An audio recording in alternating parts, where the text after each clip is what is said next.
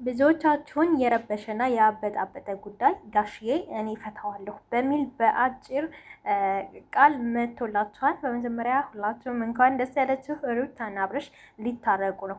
ነፂ፣ ሄርሜላ እንዲሁም ሌሎች አለን የምትሉ ሰዎች የማያዳግም ሁኔታ በሚል ቃል ገልጾታልኝ። የማያዳግም ማለት ድጋሚ እንደዚህ አይነት ስህተት የማይፈጠርበት እርቅ በሩታና በአብርሽ በቃ በእኔ ኃላፊነቱን ለእኔ ተውትኝ፣ እኔ አስታረቃችኋለሁ ብሏል።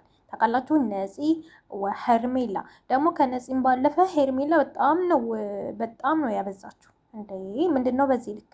ሩትዬ ብትወልድ ራሱ የወለደች አትመስልም። የእውነት ሸንቀጥ ያለች ምናምን ታውቃላችሁ። ሩታ ከድሮም ጀምሮ ቤተሰቤ እንደሆነች ምናምን ያው እኔ በቤተሰብ ሄርሜላ ቤተሰቤ ስላልሆነች ምናምን ብዬ እዚህ ጋር እሷን ተች እያደረኩ ምናምን አይደለም። ግን ቢሆንም ሩታ ብዙ ነገሮች የቻለች ሴት ነች። ይህንም ከሂሳብ በማስገባት ጋሽዬ ሊያስታርቃቸው ወስኗል። ሁላችሁም እንኳን ደስ ያላችሁ። በእኔ በኩል ሄርሜላ በጣም ነው ያናደደችኝ። እንደውም ነፂ እውነቱን ተናግራለች። ምንድን ነው እውነቱ ካላችሁ በጭራሽ አብርሽን ሩታ እኔ የማውቀውን ያክል አታውቀውም ብላለች።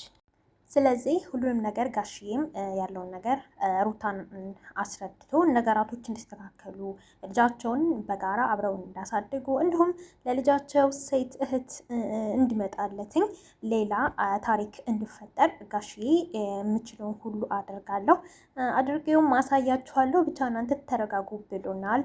ስለዚህ ሩቴ የነፂንም የጋሽዬንም ምክር መስማት አለብሽ እና ይህን ቪዲዮ ሸር አድርጉ። በቀጣይ አዲስ ነገር ካለ ቪዲዮ ሰራላችኋለሁ። አበረታቱኝ። ባይ ባይ።